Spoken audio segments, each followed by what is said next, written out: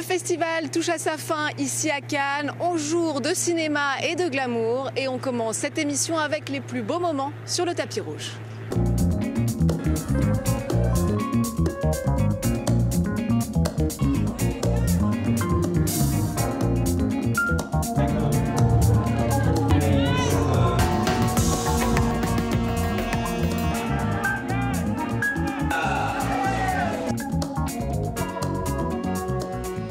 Autre joli moment sur la croisette, la venue de Kate Winslet, l'actrice inoubliable héroïne de Titanic et qu'on a récemment vue dans la suite d'Avatar, vient tout juste de recevoir un BAFTA Award pour son rôle dans I Am Ruth. Elle y joue aux côtés de sa fille Mia Stapleton, un film sur les ravages des réseaux sociaux. Kate Winslet est à Cannes pour remettre le prix Lights on Women qui met chaque année en lumière une jeune femme réalisatrice et j'ai eu la chance de la rencontrer.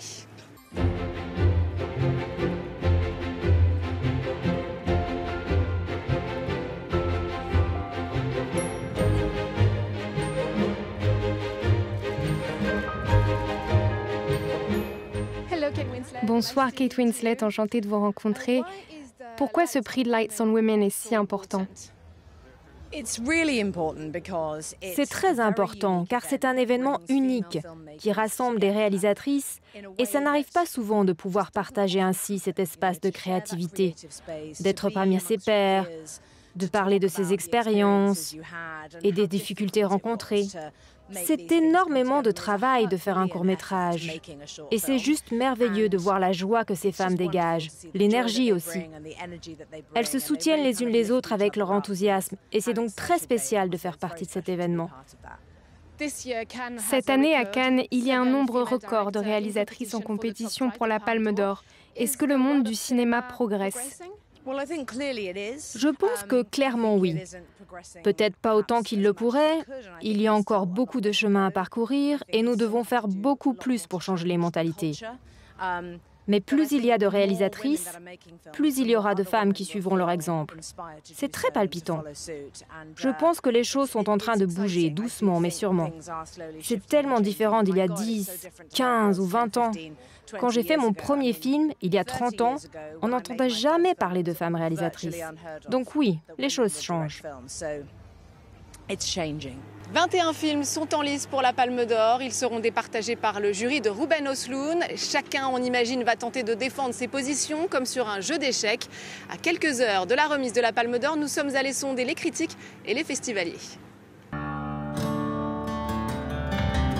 Asteroid City. Asteroid City, ce serait chouette qu'il emporte la Palme d'Or. You're not here. We're not there. The car exploded. Wes Anderson le mérite vraiment parce qu'il a su réinventer une manière de filmer.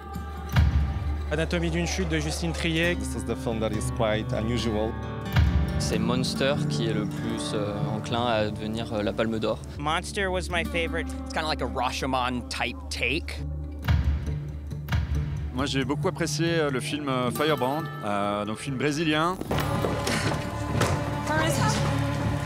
Where is it? What? The Luther book. Le film de Wim Wenders, pour moi, c'est une perle. Rapito. Lady Summer. I really enjoyed Fallen Leaves by Aki Kaurismäki. That's wholesome, light-hearted, warm. En tiedä edes nimeäsi. Kerron ensi kerralla. And I think that's the beauty of cinema, like highlighting simple gestures that can transform our lives as spectators. Celui qui domine pour moi tous, c'est Zone of Interest. The Zone of Interest de Jonathan Glazer. Une adaptation du roman de Martin Amis. This film is amazing in terms of the form. The Polish DOP, Łukasz Żal, he used 10 cameras, and these cameras were hidden on the set. The Zone of Interest might be the winner. C'est difficile, cette année, c'est difficile le choix. On va voir. Cette 76e édition du Festival de Cannes nous a offert son lot de pépites venues du monde entier. La semaine de la critique dédiée au premier et deuxième film a d'ailleurs récompensé la Malaisienne Amanda Nell Yu pour Tiger Stripes, un film sur la puberté mêlant comédie adolescente et horreur. Les festivaliers ont aussi pu découvrir des longs métrages pour la première fois sélectionnés à Cannes, venus de Mongolie, du Soudan et d'Iran. Un cinéma de la résistance dans des pays marqués par l'instabilité politique ou la guerre. Renaud Lefort et Marion Chaval. Son pays natal, la Mongolie, entre pour la première fois au Festival de Cannes. Un coup de maître signé Zoljargal Purevdash avec son magnifique « Si seulement je pouvais hiberner ».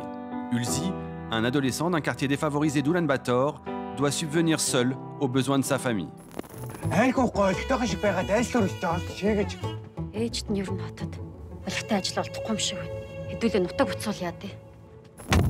Le film sonne comme un cri d'alarme. Il faut regarder en face cette réalité et admettre que la moitié de la population vit dans une petite ville et que nous sommes empoisonnés par la pollution et qu'on meurt en silence. Une nation de nouveau ravagée par la guerre depuis le 15 avril, le Soudan. Entre paillettes et promotion du cinéma africain, l'équipe de Mohamed Kordofani nous propose Goodbye Julia.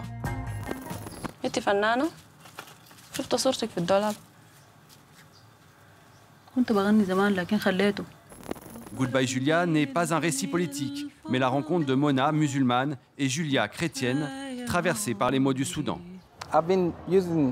J'utilise le cinéma comme un acte de résistance depuis l'arrivée des islamistes dans le régime précédent. C'est un outil incroyable parce qu'il permet de transmettre nos émotions. L'ancien ingénieur en aéronautique tient néanmoins à transmettre un message de paix. Il faut s'asseoir ensemble, parce qu'on est tous dans la même situation. On peut vivre ensemble, mais il faut admettre nos erreurs et aller de l'avant. Il est rare que le Festival de Cannes oublie les talents venus d'Iran. C'est encore le cas avec Terrestrial Verses. Un peuple tente de résister aux abus du pouvoir devenus la norme. Une dizaine de situations absurdes, mais souvent très drôles. David.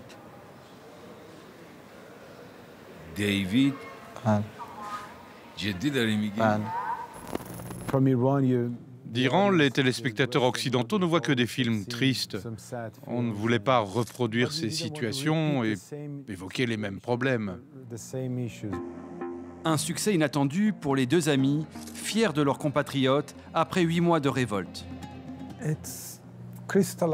Ces scènes cristallisent l'espoir d'une nouvelle génération qui sait ce qu'elle veut, mais qui est aussi consciente des conséquences de ce combat. Ne pas subir, ce pourrait être le credo de ces 4 cinéastes venus du monde entier. Cannes ne serait pas Cannes sans ce cinéma au-delà des frontières. Et puis aujourd'hui, l'actrice belge Cécile de France est dans l'instant cannois. La comédienne est à Cannes pour présenter Bonnard, Pierre et Marthe de Martin Provost. Elle y incarne la compagne du peintre Pierre Bonnard qui n'a eu de cesse de la peindre toute sa vie. Alors comment s'est-elle glissée dans la peau d'une muse? Réponse au micro de Nina Masson. Je suis venue présenter Bonnard, Pierre et Marthe, un film de Martin Provost. Alors c'est une histoire d'amour passionnante, ce 2 êtres indissociables l'un de l'autre. Pierre Bonnard, ce peintre qu'on connaît, sa muse c'était Marthe. Et je pense que sans elle, dans sa vie, il ne serait pas devenu Pierre Bonnard. Et Marthe, sans lui, sans cet homme amoureux qu'il a aimé passionnément et avec tellement de dévouement, je pense qu'elle serait morte. Le tableau, comment tu le trouves? Pas mal. Pas mal, comment ça, pas mal? Si tu veux toujours rivaliser avec tes petits copains cubistes, c'est complètement loupé. Si t'as décidé de rester fidèle à toi-même, c'est plutôt pas mal.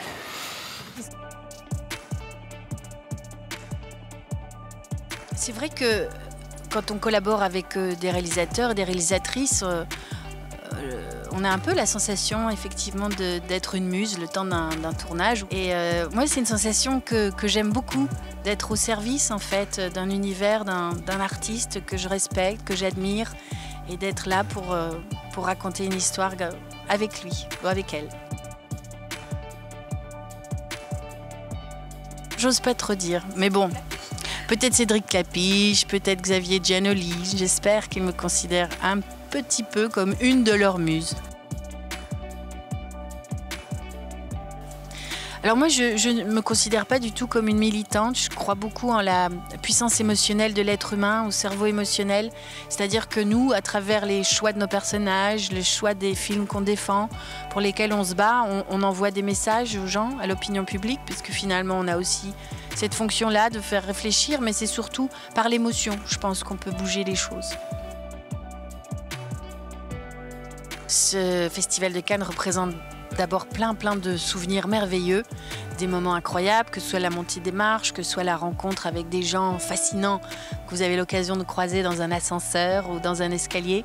Et puis surtout le partage d'être entre gens passionnés de cinéma, de pouvoir échanger, d'avoir cette passion commune, c'est quand même merveilleux.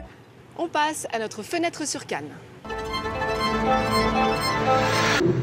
Le Festival de Cannes a beau être l'événement cinéma le plus grand au monde, la Croisette ne serait pas la Croisette sans ses nuits de fêtes et de musique. Renaud Lefort s'y est rendu avec sa caméra pour vous en donner un sage aperçu. Quand les festivaliers attendent la très glamour montée des marches, la Croisette commence sa longue nuit avec l'envoûtant piano de Bachar Makhalife.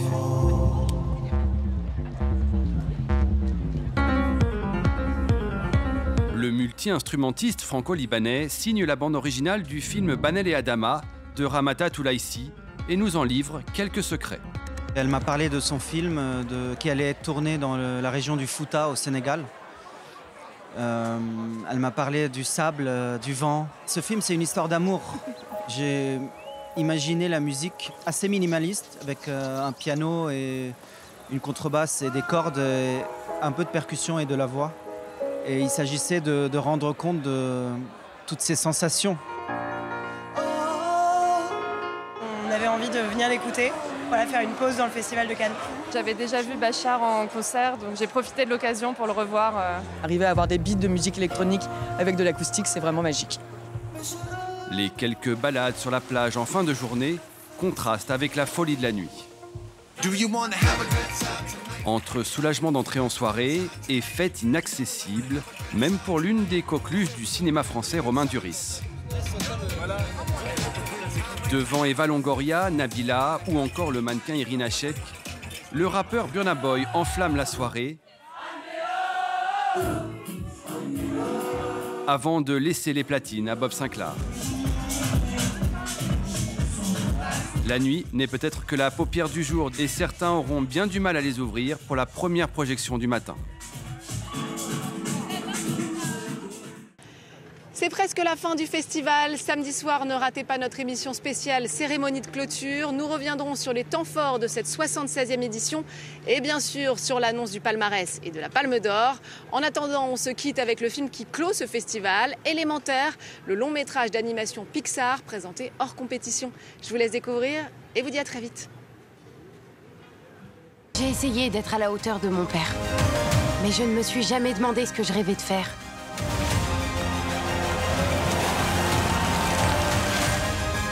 Goûtez donc ceux-là. Arrête, ils sont trop chauds ceux-là. J'adore quand ça brûle.